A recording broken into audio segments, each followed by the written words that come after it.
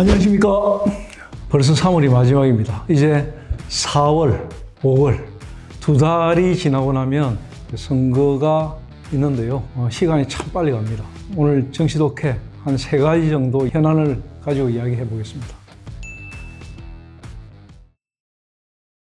그 배경에는 역시 상대인 국민의힘이 자멸하고 있는 거죠. 사실 민주당 안에서뿐만 아니고 정가에서 대부분 하는 이야기고, 이번 6.3 지방선거에서 잘하면 경북 빼고는 거의 대부분의 민주당이 깃발을 꽂을 가능성이 있다, 이런 전망이 나오거든요.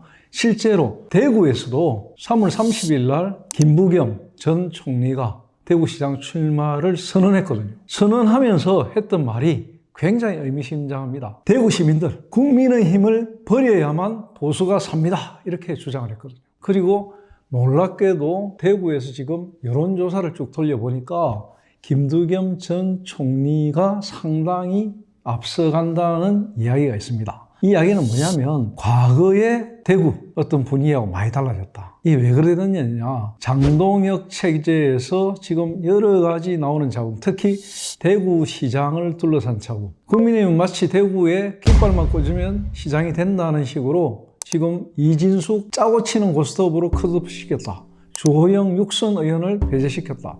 그러면서 이진숙을 국회의원 보궐선거에 내보낸다. 뭐 이런저런 이야기들이 막 나오거든요. 그러니까 대구 시민들이 뿔이 난 거죠. 이번에 정말 호되게 국민의힘 질타를 해야 된다, 이런 분위기가 있기 때문에 지금 굉장히 위기감에 빠져 있는 게 대구에서의 국민의힘입니다. 대구가 그 정도라면 전국 상황이 어떠느냐, 이건 사실 여러 가지로 시사하는 바가 크거든요. 그래서 민주당에서는 이번에는 정말 전국에 모두 민주당의 깃발을 걸 수 있다, 이런 의미심장한 이야기를 하고 있는 것 같습니다.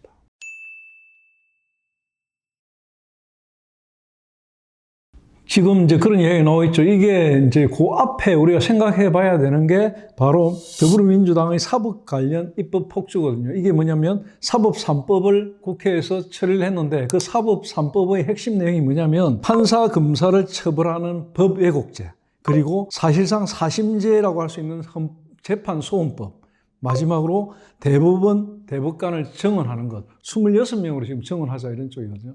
이런 것들이 이제 사법체계의 근간을 흔드는 것인데, 이게 이제 가능하게 된 건 역시 상대인 국민의힘 쪽에서 너무 이제 야당의 역할을 못하다 보니까 사실 반박 없는, 뭐 필리버스터 정도의 반발인데, 그건 뭐 하루만 지나고 나면 끝이니까 그렇게 자연스럽게 정리가 된 것이고요. 이것이 가능하고 나니까 바로 이어져서 나오는 게 뭐냐면 대장동 사건에 대한 역공이거든요. 대장동을 비롯해가지고 이재명 대통령이 연결되어 있는 사법 리스크가 몇 개 있지 않습니까? 대표적으로 4개가 있는데, 그 중에 첫 번째인 대장동, 이 사건에 대한 기소 자체가 조작이었다, 이렇게 주장하면서 이걸 어떤 근거로 만들기 위해서 뭘 하고 있느냐 하면 대장동의 주역들, 김만배, 뭐 남욱, 이런 분들이 과거에 윤석열 정부 때 검찰에서 했던 진술, 이걸 지금 완전히 바꾸고 있거든요. 그때 자신이 했던 말을 뒤집어 가지고 이야기하면서 그 당시에 검찰이 이재명 대통령을 엮어서 기소하기 위해서 조작했다, 이걸 이제 국정조사에 들어가거든요. 그 국정조사를 통해 가지고 이런 것들을 근거로 해 가지고 이제 검사, 판사들이 법을 잘못 적용했다, 법 왜곡죄로 처벌하고 결국은 이재명 대통령의 그 기소 자체를 무효화시키는 그런 쪽으로 가는 거죠.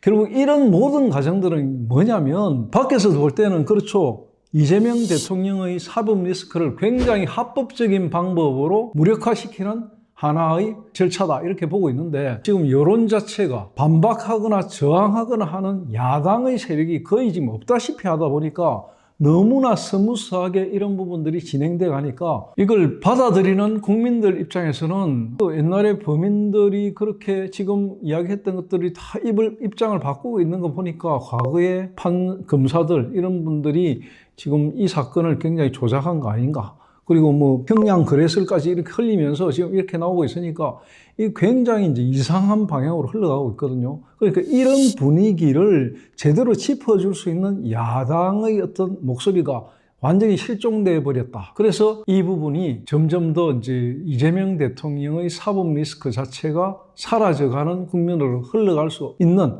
그런 분위기로 가고 있다, 이렇게 봐집니다. 사실 울산시장 선거전이 사실 3파전으로 이야기가 지난 시간에도 이야기했는데 이게 돌발 변수로 이제 보수 쪽에서도 한 명이 또 등장하지 않았습니까? 박맹우 전 시장이 다시 깃발을 흔들었는데 자신은 이번에는 4년 전에 접었을 때하고 분위기가 다르다. 저는 끝까지 간다. 이런 분위기거든요. 그러니까 진보 쪽에 두 사람, 김상욱, 김종훈, 보수 쪽에 두 사람, 김두겸 현 시장과 박맹우 전 시장 이렇게 2대2의 구도가 돼버렸거든요.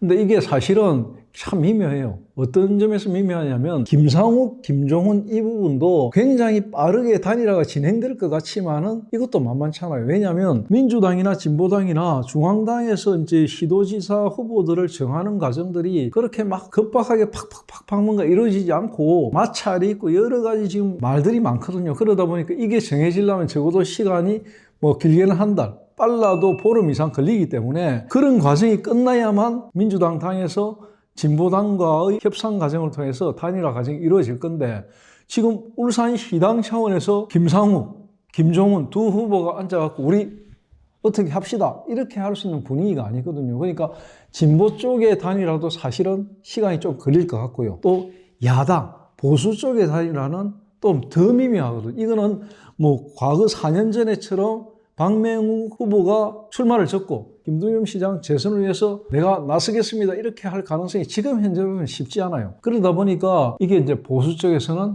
굉장히 이제 미묘한 싸움이 됐는데 중요한 건 이제 4월 한 첫 주, 둘째 주쯤 돼서 아마 이 네 분을 상대로 한 여론조사가 나올 겁니다. 나오게 되면 김종훈 이분이 몇 % 정도의 지분을 갖고 가느냐, 또 박맹우 이분이 몇 %의 지분을 갖고 가요. 이게 따라서 이 사자구도가 어떻게 흔들릴지가 판가름되는데요.